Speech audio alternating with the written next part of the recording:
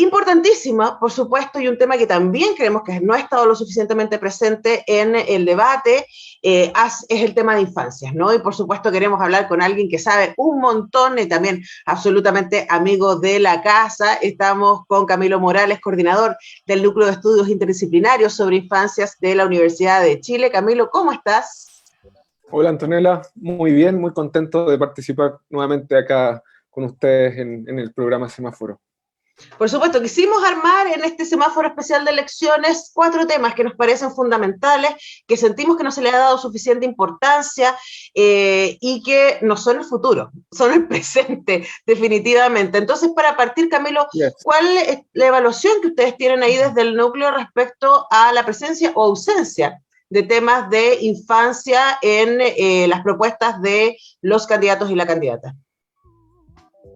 Sí, mira, yo creo que ha ido pasando un fenómeno muy interesante donde cada vez se hace más ineludible el tener que los candidatos, la candidata, tener que profundizar en sus programas las temáticas vinculadas a la niñez, a la juventud, digamos, considerando múltiples aspectos, ¿no? No solamente cuestiones ligadas, por ejemplo, a la protección de niñas y niños vulnerados en sus derechos, sino cada vez más una mayor conciencia, diría yo, de ir fortaleciendo y robusteciendo la mirada política, entendiendo que hay una diversidad de temas que son relevantes para niñas, niños y adolescentes. Y ahí yo creo que un elemento que de alguna forma produjo esa cuestión ineludible de parte de las candidaturas es, por un lado, el estallido social, entendiéndonos que es un momento histórico que es encabezado, digamos, en un primer instancia por adolescentes, ¿verdad? Y por otro lado, yo diría el fortalecimiento de ciertas instituciones y ciertos discursos, por ejemplo, la Defensoría de la Niñez, que han venido instalando también en el debate la serie, digamos, de temas que son importantes para niñas, niños y adolescentes y que hoy día cualquier candidato a la presidencia, incluso de los poderes legislativos, que también en este minuto están en sus elecciones, ¿verdad?, senadores, diputados, no pueden eludir. Entonces, en ese sentido, yo creo que hay un avance importante de ver cada vez más candidaturas en las presidenciales, en el caso de senadores y diputados, que están poniendo el tema como un eje prioritario dentro de sus programas. Ahora, están los temas entonces. Me gusta tu optimismo, Camilo. ¿Ah? Yo no lo he visto todo lo que me gustaría verlo, pero tú tienes mejor ojo para esto, el ojo especializado. Ahora, la pregunta es, ok, está.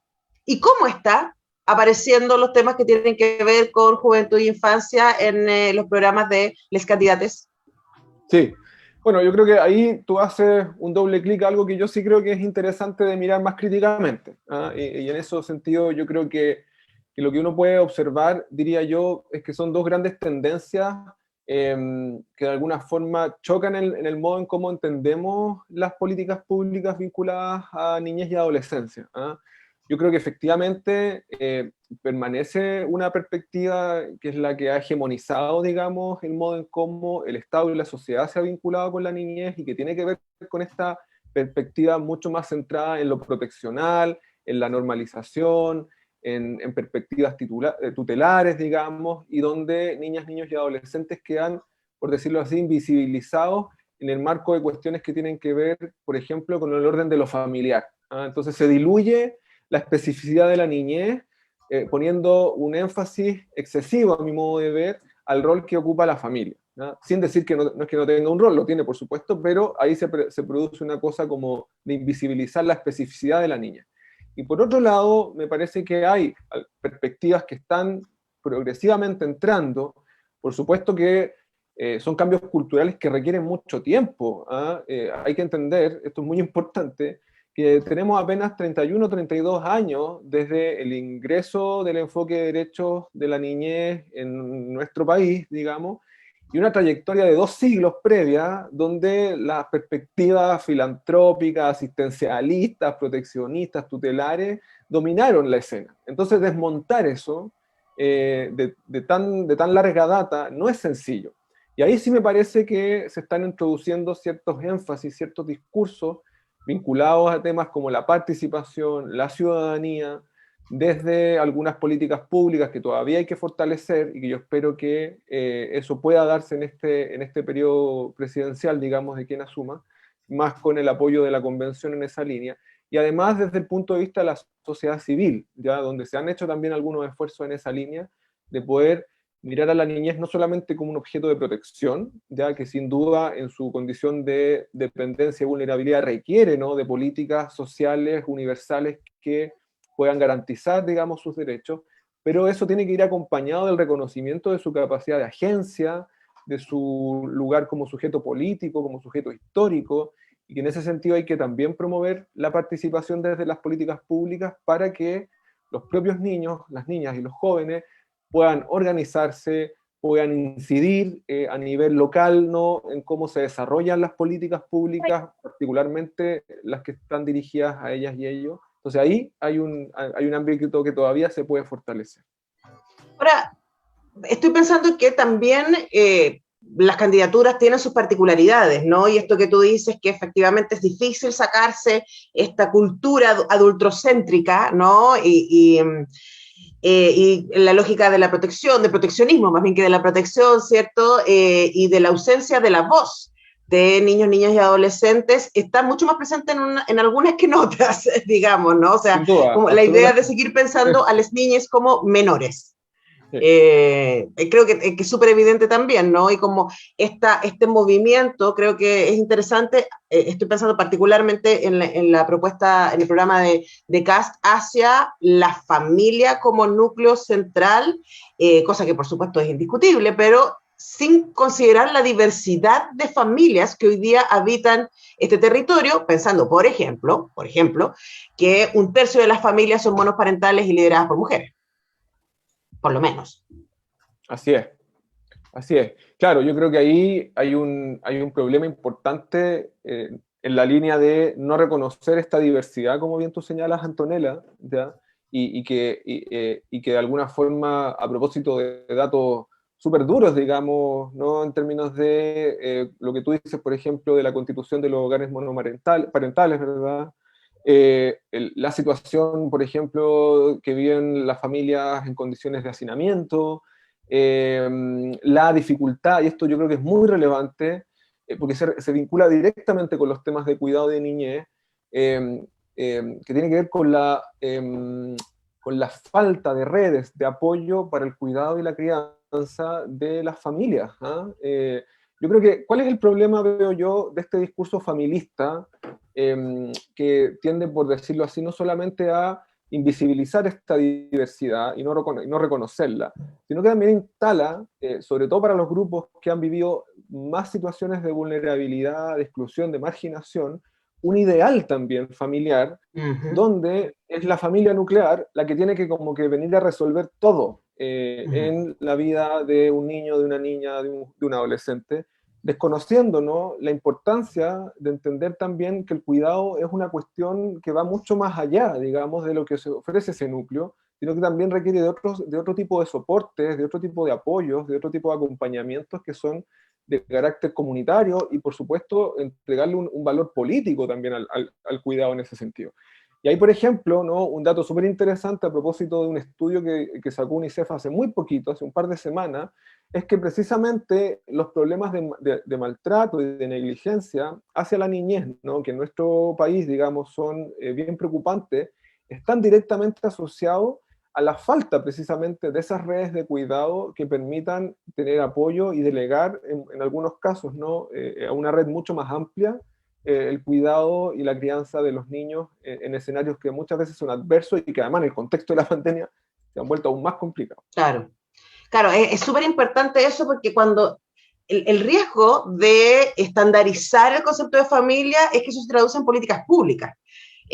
Por ejemplo, me acuerdo, para mí es muy claro, y siempre pienso en este ejemplo, en los permisos y cuando en el Piñera 1, ¿cierto? Se dio este permiso maternal, ¿cierto? Y se anunciaba como un gran avance para todas las mujeres de Chile, cuando realmente la cantidad de mujeres que podían acceder a eso por estar en condiciones laborales formales era bastante menor, en términos de todo el resto de las mujeres que sabemos tienen en su mayoría, tristemente, empleos precarios, inestabilidad laboral, etcétera. Entonces, no es tan obvio que van a tener un contratante que les dé las facilidades para tomar este beneficio, entre comillas, entregado por el gobierno. Así que es muy necesario poner eso, ¿no? Y también quiero volver a algo que me parece súper importante, Camilo, que tiene que ver con también esta defensa de la familia, que en general es algo que ha estado muy presente en los grupos conservadores, en oposición a aquellos que quieren ideologizar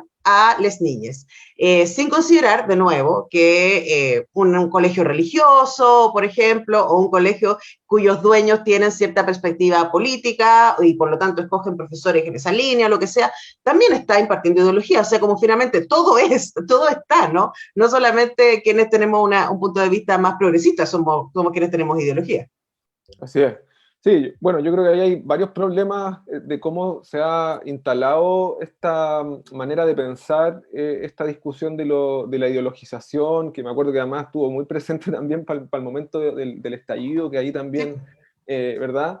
Yo creo que es, primero, pensar que los niños y las niñas son como esponjas que no tienen ninguna capacidad de poder apropiarse y producir conocimiento y cultura, ¿ah? O sea, esta idea también de la ideologización supone una manera de ver a las niñas, digamos, como sujetos que no tienen ninguna capacidad de poder Crítica, también generar su propio punto de vista. claro, ¿Ah? Y como algo hojas en que, blanco. exactamente, y algo que nos enseña precisamente la investigación social en infancia, sobre todo en los últimos 20, 25 años, ¿no? A través de perspectivas etnográficas, sociológicas, y de justamente observar y escuchar, ¿no? De parte de los propios niños sus perspectivas sobre el mundo, es que efectivamente son constructores, ¿no? De cultura, de significados, y por lo tanto no es una cuestión que están ahí ubicados de forma pasiva frente, digamos, Uh -huh, a lo que viene afuera. Y eso además uno lo puede ver incluso dentro de la misma familia, ¿no? uh Como -huh. en cierto momento las niñas van también poniendo sus propias maneras de ver las cosas y que puede o no chocar con las perspectivas de los padres. Entonces eso también es como parte de la vida. Creo que es conocer ese tipo de tensiones, es un poco no entender cómo operan los niños en sus relaciones con los otros. Esa es No, y una además primera. pensar, perdón Camilo, estoy pensando en Sí, ejemplos súper concretos de la mirada militante, y, aunque no partidista, o sea, hagamos esa diferencia, sí, ¿no? sí, sí. Que pueden tener las niñas y adolescentes. Estoy pensando en Greta Thunberg, por supuesto, como un súper buen ejemplo de activismo y de conciencia social y conciencia de urgencia. Y toda la gente que se movilizó con ella, que en general son personas jóvenes, muy jóvenes, y también, por supuesto, no nos olvidemos que la revuelta de octubre partió con adolescentes saltándose los torniquetes, adolescentes organizados Así es. y organizadas. Así es, y eso es muy interesante porque lo que nos muestra eso, o donde yo creo que hay que empezar a generar mayor confianza, es precisamente que es a propósito de las posibilidades que tengan las niñas y los jóvenes de poder participar, dialogar, intercambiar puntos de vista, es lo que les va a permitir también tener mayor conciencia de la sociedad en la que participan, en definitiva mayor conciencia del otro, ¿ah? Desde una perspectiva mucho más colectiva y menos individualista. Entonces, en ese sentido, todo aquello que invite a producir espacios de participación social y política, en el caso de la niñez y la juventud, me parece que es pura ganancia en el sentido, ¿no?, de que ofrece contextos que además, que en el marco de que sean espacios seguros, ¿verdad?, para las niñas, permite, en definitiva, encontrarse con un otro en un diálogo abierto, cuestión que a veces a los adultos nos cuesta muchísimo de Uh -huh. sostener, y que por nuestras propias angustias, inseguridades, temores, prejuicios hacia las niñas, se los negamos, ¿no? Como una cuestión para la cual o no están preparados, o no van a entender, o les va a hacer mal. Yo creo que ahí hay que abrir esas conversaciones más que anticipadamente cerrarlas, ¿ah? Yo creo que sin esa posibilidad de reconocer, digamos, las capacidades del otro para entrar en ese tipo de discusiones, finalmente estamos impidiéndoles desarrollar, ¿no?, herramientas y capacidades en esa línea de la participación en la ciudadanía. Bueno, y es importante también, Camilo, decir que existe la experiencia y que existe la metodología. Ustedes en el Núcleo de Estudios Interdisciplinarios sobre Infancias de la Universidad de Chile hicieron un trabajo de cabildos, de asambleas, ¿cierto?, para preguntarles a los niños respecto a la nueva constitución, por ejemplo, ¿no? Entonces, contemos también un poco respecto a esa experiencia, porque ojalá nos esté escuchando gente de los comandos que están preparándose para gobernar y decir, bueno, aquí hay herramientas para incluir la mirada de niños, niñas y adolescentes en las políticas públicas del futuro. Claro, así es. Nosotros desarrollamos un proyecto muy bonito de cabildos y asambleas con niñas y jóvenes.